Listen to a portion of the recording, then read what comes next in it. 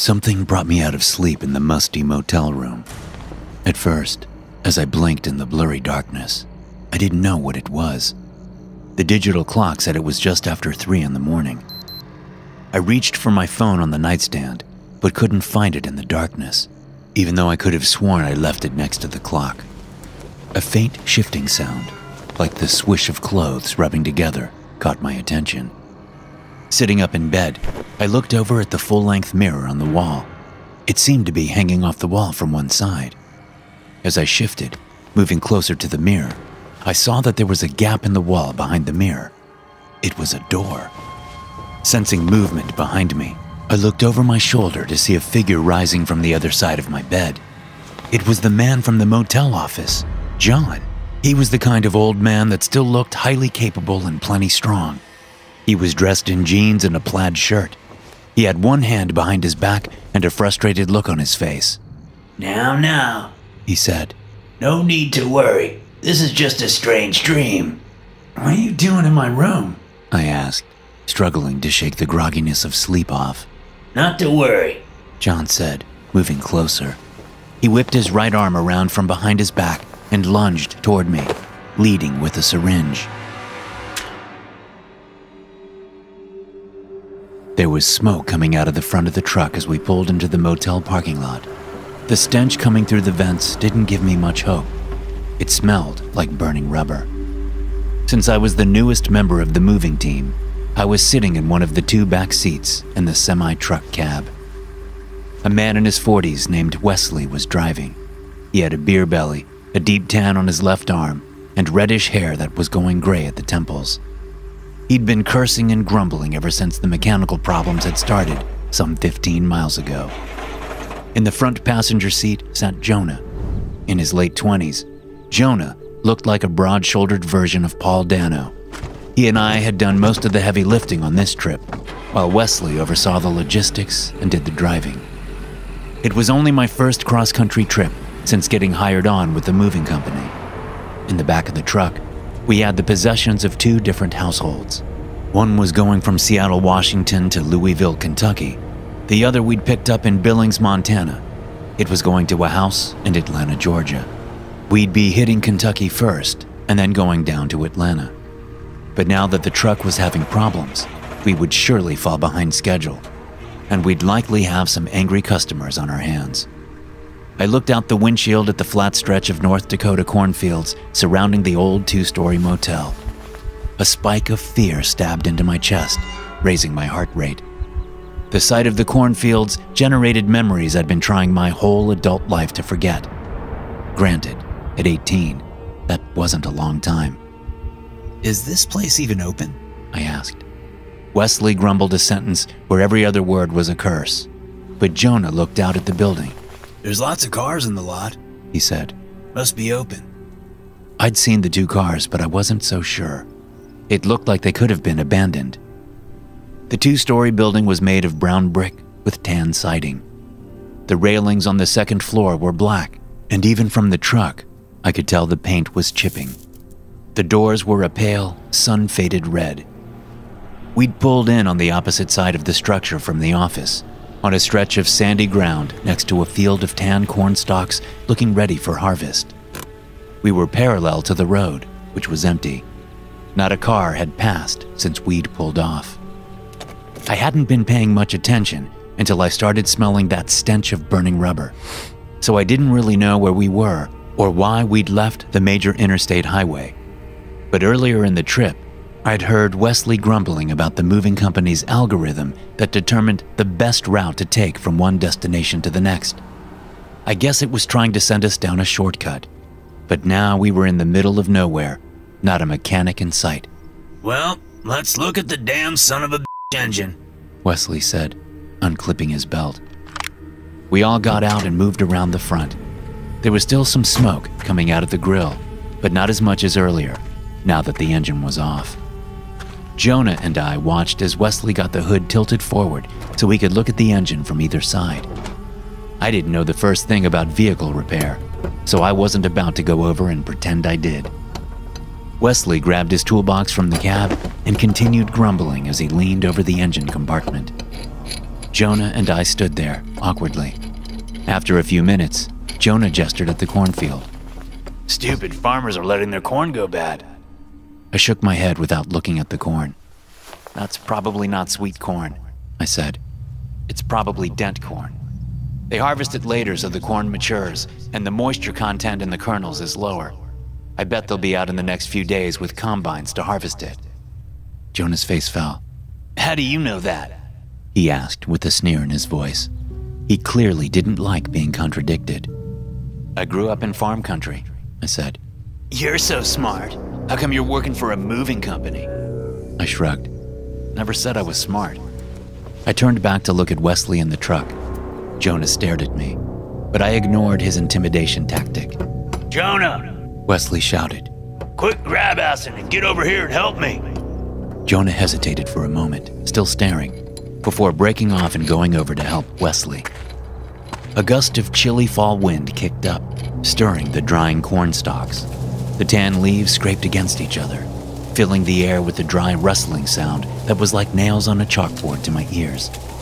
I cringed, thinking about the last time I'd heard that sound, about the terror that had seized my heart, prompting me to flee from my home and into the fields that night so many years ago. Then there was something else in the air, adding itself to the rustling leaves and the sound of wind rushing past my ears. It was a scream, faint as a whisper. So faint, I wasn't sure I'd even heard it. Although I couldn't tell where it had come from, I looked in the direction the wind was coming, peering fearfully at the rows of corn. There was nothing but flat land as far as I could see in any direction. No houses in the distance, no thickets of trees, nothing but seemingly endless expanses of corn. When the scream wasn't repeated, I looked at the truck again. Both my co-workers were still working on the truck. Neither had heard the sound, apparently. I wasn't sure if I had either, or if the memories of that night had invaded reality for a moment, tricking my mind. Pulling my phone out, I checked for a signal. I had one, but it was weak. Not that I had anyone to call or text. I'd been largely alone since that night 5 years ago. Unless you count living in a boys' home as not being alone. But the kinds of relationships I made there weren't the kind I cared to take into adulthood. I slid my phone back into my pocket. Suddenly, I wanted to be anywhere but here. I wanted them to fix the truck now so we could be on our way. I wanted to go over to Wesley and grab him and ask him why he hadn't fixed it yet. Instead, I walked over to the truck as calmly as I could and got into the cab, shutting the door against the horrible sound of the corn leaves scraping against each other like hard, calloused hands rubbing together in malicious delight. I can't fix it. We're gonna have to stay and wait until they can get a semi-mechanic out here tomorrow, Wesley said as he grabbed his wallet out of the truck cab. The sun was going down, and only a handful of cars had passed us on the road in the 2 hours Wesley and Jonah had been working on the vehicle. I just hope to God this motel is open for business. I'm gonna go get us 2 rooms. 2 rooms? I said, knowing exactly what that meant. Yeah, kid, 2 rooms. Did I stutter? You and Jonah are gonna have to share a double. But we each had our own room back in Montana, I said. Why can't we do that again? Because this is an unexpected expense. You want to pay for your own room? Go for it. I pictured waking up in the middle of the night to see Jonah sitting on his bed, staring at me. And that was all it took for me to decide that I would pay for my own room. Fine, I said, getting up and climbing out of the truck. Wesley and I walked toward the motel, while Jonah stood by the truck, smoking a cigarette and staring after us. There was no sign on the office door to tell us whether it was open or closed. There was one narrow window next to the door, but the shades were drawn over it. Wesley didn't seem to mind. He just tried the doorknob of the faded red door with the office sign on it. The door was unlocked, and we walked into a dimly lit space with a cluttered desk and a battered "Ring Bell for Service" sign. Only there was no bell in evidence. And no people around either, but there was a closed door behind the desk. Hello? Wesley boomed. Anybody back there? There was a clatter from behind the closed door. God damn it! A woman's gruff voice called. The door flew open, and a ribbon of smoke wafted out, followed by an old woman with a cigarette dangling from her lips, one eye closed against the smoke. She peered at us with her one open eye, which was rheumy and gray. She limped over, barefooted under a faded muumuu. Need a room? She asked, eye darting between us. 2, actually, Wesley said. and 1 for him. He leveled a thumb at me. We're paying separate. Singles or doubles? Singles. She got Wesley all set up. As soon as he was done, he walked out, leaving me alone to pay for my room. The woman took the stub of a cigarette out of her mouth and mashed it into an overflowing ashtray. Then she looked at me with both eyes. She smiled, revealing a mouthful of tobacco-stained teeth. Do you want a single or a double, young man? She asked, the brusque attitude she'd affected with Wesley suddenly gone. Single, I said. Do you take cash? I didn't have a credit or debit card. I didn't even have a bank account. I was thankful to land the job for the moving company, seeing as how it was a cash under the table kind of job. No paperwork, no taxes, just cash. She peered at me, her smile gone. Then she said, I guess so, for such a handsome young man. She paused and shouted, John, over her shoulder. come out here. What? A rickety voice called from the bowels of the office. Come out here and show this nice young man to his room. A man about the woman's age appeared at the door. He looked at me over his wife's shoulder. Although wrinkled, he wasn't stooped like some old men. He wore a faded plaid shirt over a muscle-thick upper body and jeans over long legs. Like his wife, I assumed she was his wife. He wore no shoes or socks. He walked toward the desk, bow-legged like a man who'd spent a lifetime on the back of a horse, and he kept his eyes on me the whole time, as if sizing me up. Well, hello there, young man. He said as he came up beside the woman. I'm John, and this is my wife, Beth. Glad you could stay with us tonight. I'll be glad to show you to your room. There's 2 more of us, I said. My co-workers. Oh, they'll find their way, Beth said, waving a hand. I don't need an escort, really. If I could just get the key and room number, I'll find the room. I held out my hand. Beth reached over and grabbed my hand with both of hers. She rubbed my hand between hers and said, Nonsense, sweetie. Let John show you the way. It's our pleasure. I pulled my hand away, goosebumps prickling my flesh. Fine, I said. Anything to get me out of the office. John grabbed the key and came around the desk. We went out the front door and up the stairs to the 2nd floor. My room, room 14, was at the end of the row nearest the office, 1 floor up. Wait here while I make sure everything is in order, John said with a smile as he unlocked the door with the key. He stepped inside and shut the door, and I heard him engage the lock. What the hell? I wondered, looking down the length of the motel to the semi-truck. Wesley and Jonah were walking away from the truck and toward the motel, bags in hand. Then I glanced across the road at the endless field of corn that stretched out toward the distant horizon. The stalks swayed in a wind that seemed to be getting stronger. Come get the keys, Wesley shouted up at me. He was talking about the truck keys so I could get my bags and my snacks. There was clearly no restaurant around. I watched as Wesley and Jonah went to their rooms on the ground floor, wondering why I'd been put on the 2nd floor. The motel room door opened and John grinned out, a couple of teeth missing on the left side of his smile. All set, he said, handing me the key. Okay, thank you. He walked away as I stepped into the room and looked around. It was about what I'd expected, a simple room with a single bed and a bathroom. The decor was old, the bedding musty. A full-length mirror occupied a good portion of the wall to the right of the bed. There was a small square fridge and a microwave along with an old, heavy-looking flat-screen television sitting on a dresser. I opened the only window, next to the door, to air out the room. I pulled my phone out and tossed it on the bed before sitting beside it. I looked around for a minute, then I stood and headed down to get my bags and food. There were 7 rooms on each floor. Wesley was in room 1, directly below mine. and Jonah was in 2, right next to Wesley's. When I knocked on Wesley's door, he opened it with a bag of Cheetos in one hand, orange dust around his mouth and on his fingers. He grunted and stepped aside, gesturing toward the dresser. I saw the keys there and moved into the room, grabbing them. Wesley's room looked much like mine. The only difference I could see was the lack of a full-length mirror next to his bed. Keys in hand, I moved out into the magic hour, the sun below the horizon and the sky full of pinks, golds, and purples. A stiff wind ruffled my clothes and hair, making the corn stalks dance in the fields.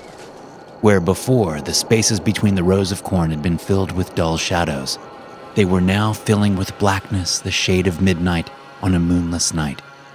It was one of those pools of blackness that had saved my life when I was 13, but that didn't make them a welcome sight.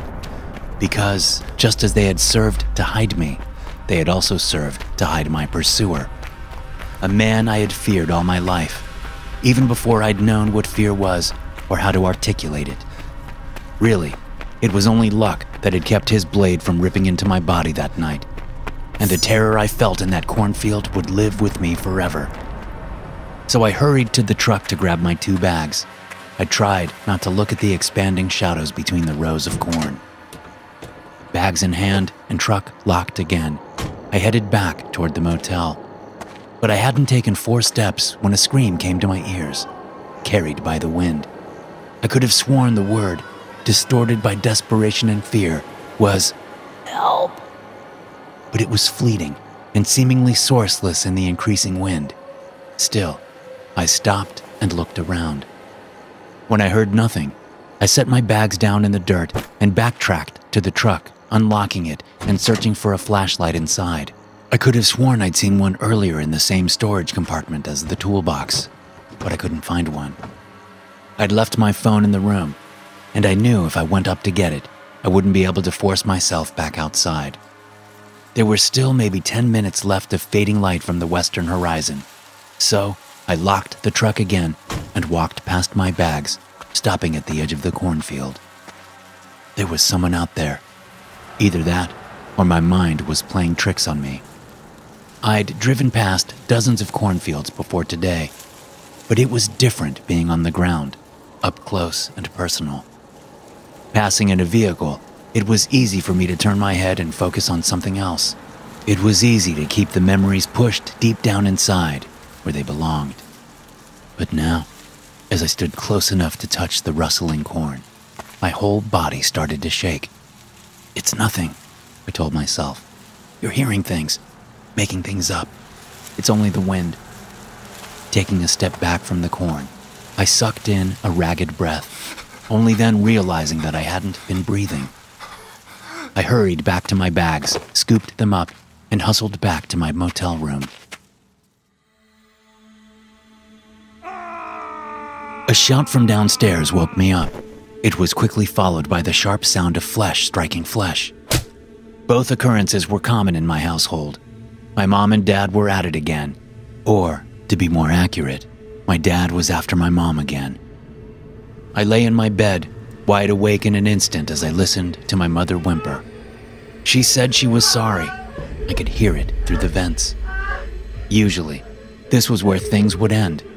My dad would smack her around a little bit, and my mom would apologize for whatever imagined slight my dad had conjured in his alcoholic rage. Then he would say something like, "You better be sorry, you ungrateful." Then things would quiet down, and I would fall into a restless sleep filled with dreams of taking a baseball bat to my dad. But tonight was different. It didn't stop there. My mother's apology seemed to enrage my father even more. "I don't believe you," he bellowed. "You're not sorry. You're an ungrateful whore." With each smacking sound, I winced, looking up at my ceiling, adrenaline coursing through me. Suddenly, my bedroom door opened, and my younger brother came in, looking smaller than his 12 years in his plaid pajamas, clutching a stuffed turtle. I had heard somewhere that abuse often stunted growth, which was probably a big reason Charlie looked younger than his age. At 13, I wasn't much bigger, although for some reason I had escaped much of the abuse my father doled out. Maybe because I was good at making myself scarce when he was in one of his drunken moods. Suddenly, the sounds of violence stopped. My mother cried, and I listened as my father's footsteps banged over toward the kitchen. There was something in that sudden ceasing of violence. It didn't give me hope.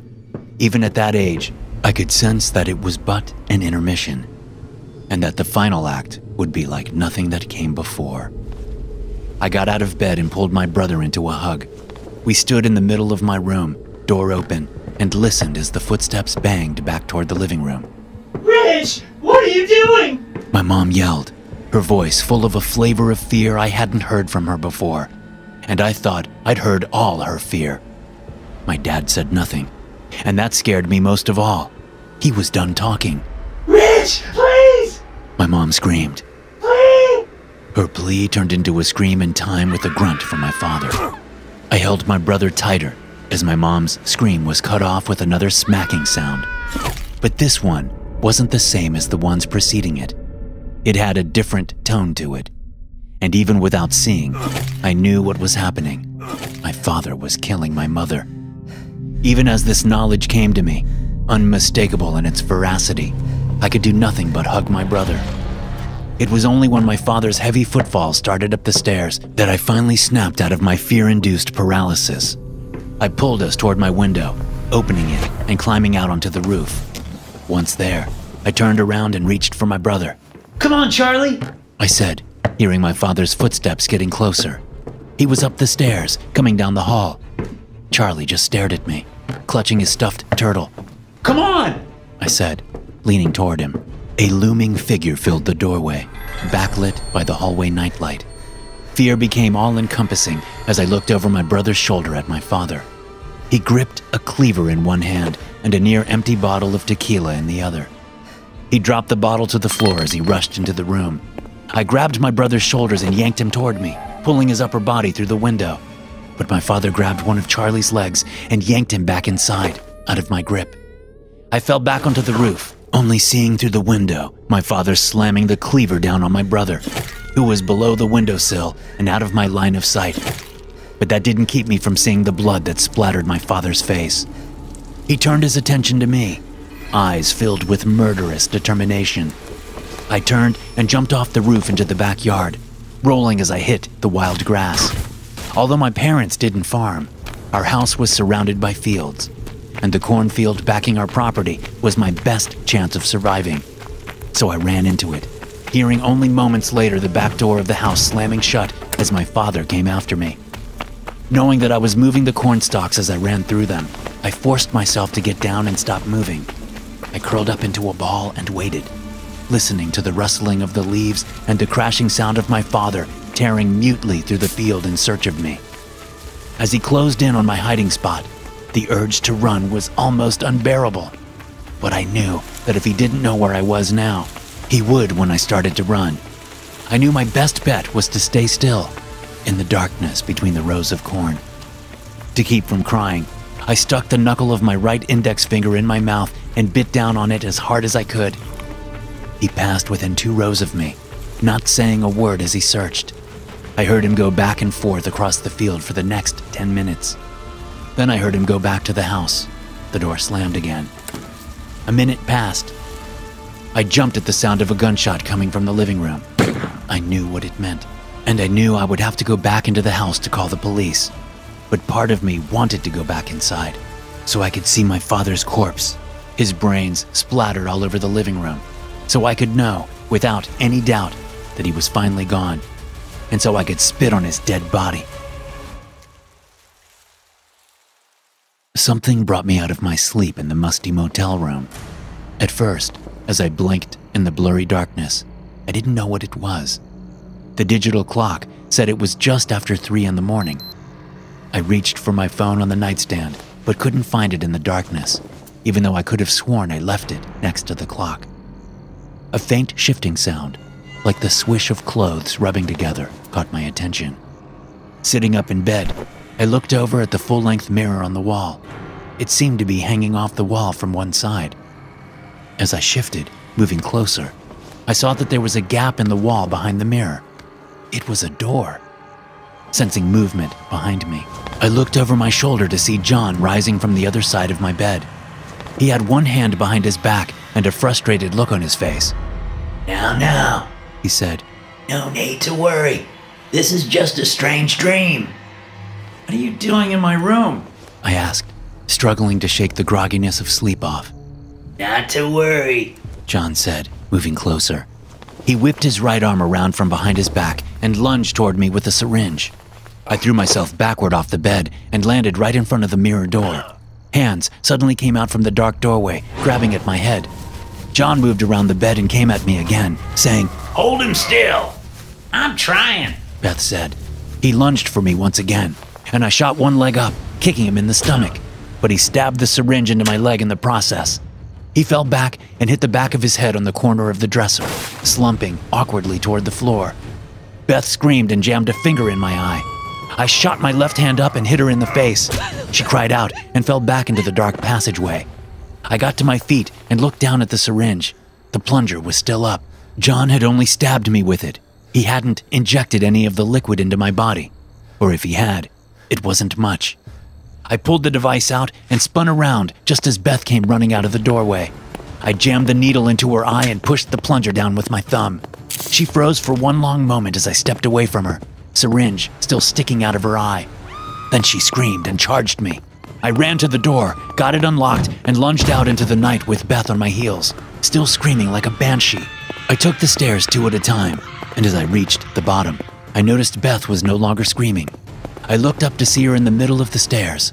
She swayed, looking woozy. Whatever was in the syringe was taking effect.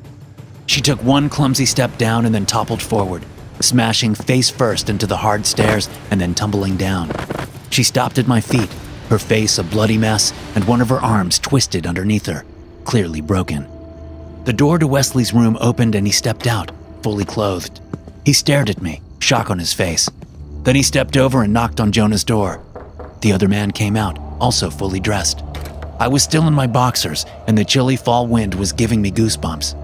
What the hell happened? Wesley said, staring toward me. I backed up, even though he was still a good 10 yards distant. Why are you both dressed? I asked. What? Wesley said. What do you mean? He was still moving toward me. So was Jonah, who looked around at the dark landscape. I mean, why are you dressed? It's 3 in the morning. Why are you dressed? I heard a commotion. Wesley said. He was closing in, only 5 yards away. I kept moving backward. Got dressed and came out. I shook my head. Hey now. Wesley said. Listen, there's a hurt old woman here. I should be the one asking you questions. Jonah angled away, curving toward my left. Stop! I said. Stop moving! They didn't. Wesley darted toward me, followed a moment later by Jonah. I turned and ran around the side of the motel, sprinting into the cornfield. Jonah and Wesley crashed in after me, just a few paces behind. I bolted straight back, knowing I couldn't hide this time. I didn't want to hide. I never wanted to feel like that again. And I promised myself if I was ever in a situation like the one with my father, I would do something, anything, to fight back. But as I ran through the field, rushing through spider webs and smacking into heavy ears of corn, I had no idea how I would fight back. I had no weapons. I didn't even have my clothes. I glanced behind me, no longer seeing either of my pursuers. When I looked ahead again, my eyes went wide as I came to a rectangular pit in the ground. Unable to stop myself in time, I tumbled down a few feet and landed on a piece of metal buried under a thin layer of dirt. The metal made a resonant thud like there was an empty space below. Help! A muffled voice shouted. Help us, please! Another voice called. I looked around in the dark, trying to come to terms with what I was hearing. There were people. Under me?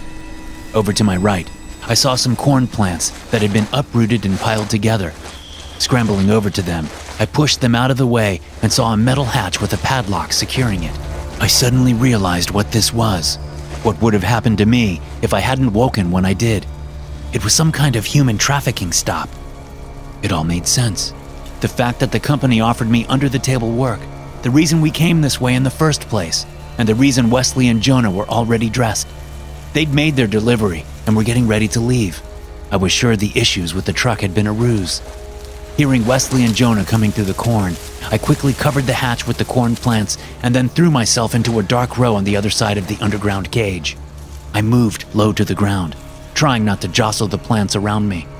Then I flipped over onto my back and looked down the length of my body, just as Wesley and Jonah burst out of the corn on the other side of the shallow pit. You see him? Wesley said. No. Jonah said. What the hell happened? I don't know. Those creepy old bastards f***ed it up. What do we do? We gotta find him, you idiot. Then we burn this f***ing place to the ground and everyone with it. Wesley told Jonah to go back and get flashlights while he looked for me out in the field. And get the gun, he said. It's in my room, in my bag. The two men split up and went their separate ways. I watched them go and waited a few minutes before heading back toward the motel. The wind was blowing intermittently, and I only moved when it rustled the plants enough to hide my movements through them. It meant I would sprint for a few moments and then slow down when the wind changed direction or died down. Still, it didn't take me very long to get back to the motel. I ran to the corner of the building and stopped, hearing footsteps coming toward me. It was Jonah. I pressed myself against the wall and waited. As soon as he came around the corner, I lunged at him. He had a pistol in one hand and a flashlight in the other. He brought the pistol up, but I scythed my arm down, knocking his hand away before headbutting him with the curve of my forehead. He crumpled to the ground. I guessed I had taken something away from my time at the boys' home, how to headbutt someone without knocking myself unconscious. I took the pistol and the flashlight and then moved to the stairs, stepping past Beth's body. Back in my room, I knelt next to John's body, sure that he would have the keys to the cage. But I made a stupid mistake. I put the gun down to search his pockets, and as soon as I had my hand in his left jeans pocket, he jerked away and threw a punch that landed on my left ear. Despite his age, it was a decent hit, knocking me sideways. He lunged at me, wrapping his leathery hands around my neck. I felt for the gun on the floor but couldn't find it. John's thick body had me pressed to the floor, and he was screaming in my face as his strong hands choked the life out of me. The flashlight was a flimsy plastic one, but it was all I had. I hit him in the side of the head with it once, then again. On the third hit, the protective glass and bulb broke, and so did John's grip on my neck. He slumped, and I shoved him off me. Then I jumped up and grabbed the gun, followed by a pillow from the bed. I jammed the pillow over John's head and then shoved the gun deep into the pillow before pulling the trigger. John stopped moving as blood and brains and pieces of skull splashed out over the carpet in a death crown. I hoped that the pillow had kept the gunshot quiet enough to not alert Wesley. A quick search yielded the keys from John's right front pocket. Running back outside and down the stairs, I found Jonah moving on the ground at the corner of the building. He was struggling to get up, and I saw that he had another flashlight sticking out of his back pocket. I smacked him in the back of the head with the butt of the pistol as hard as I could. He went down. I ran back into the cornfield, following the column of light shining from the flashlight I'd just taken from Jonah. I held the keys in the same hand as the flashlight, and I wasn't trying to be stealthy. Not anymore. Now that I had a gun, I wasn't so worried about Wesley. But that was a mistake on my part. I saw nor heard any evidence of Wesley as I made my way back to the pit. I jumped onto the dirt-coated metal and set the flashlight down before sweeping the corn stalks away from the door once again. They still had ears of corn on them, stiff and dry underneath the green-yellow leaves. I looked for the key to the padlock and found one that seemed like it would work. But in order to use it, I had to have both hands free. I set the gun down next to the door and slid the key into the lock. I turned it, and the lock clicked open. I pulled the lock from the hasp and then pushed the latch up so I could open the door. There was a grunt from behind me, and I was suddenly slammed to the metal surface as Wesley tackled me. Trapped on my stomach, I tried to push up with my arms, but Wesley was too heavy. He grabbed my head in both hands and smashed my face into the metal surface. Pain blossomed in my face, and I inhaled dirt. I reached my hand out for the gun, searching frantically. But as I got my hand on it, I felt Wesley shift and jam a foot down on my arm, keeping it pinned down while still keeping most of his weight on my upper back. For a moment, I thought he would go for the gun, but then I realized he didn't need to. I was helpless. He could finish me off easily without it. I was vaguely aware of the squeal of metal, but it didn't register at the time. I was too concerned with Wesley smashing my face down into the metal surface again. Then, as he raised my head for a third blow, his weight was suddenly off my back. I heard a grunt and a series of metallic thumps. I turned my head and looked over to see a young man in boxer shorts on top of Wesley, who was on his back. Wesley shoved the smaller man off, but there was suddenly a young woman there, wearing pajama pants and a baggy t-shirt. She had something in her hand as she joined the fray, jumping onto Wesley like a rabid animal. As their scuffling jostled the flashlight, I saw what was in the young woman's hand. It was an ear of corn. As the young man bit down on Wesley's arm, prompting him to scream, the woman took advantage and jammed the ear of corn down into Wesley's mouth with both hands. Another young man appeared from behind me, holding 2 ears of corn. As the other two held Wesley down, this third person hammered the ears of corn down into Wesley's eye sockets with a squelching sound. Wesley twitched and struggled for a bit, prompting the woman to jam the corn into his mouth even further. Then he went still. The four of us looked at each other in the dim illumination from the flashlight, all of us breathing hard. I glanced at the open door to the underground prison, knowing it was a temporary holding place until they could transfer us somewhere else, probably overseas, to be sold to the highest bidder. There was a ladder down into what I now saw was a modified shipping container. The smell that wafted out was laden with feces and urine. I wondered how long they'd been down there, but I didn't ask. I just sat there, listening to the wind rustle the corn stalks. And for the first time since I was a child, the sound didn't bother me. Thanks for watching. Be sure to subscribe and smash that like button to get notified every time I upload a new video. You can also check out some more of my animated horror stories right here.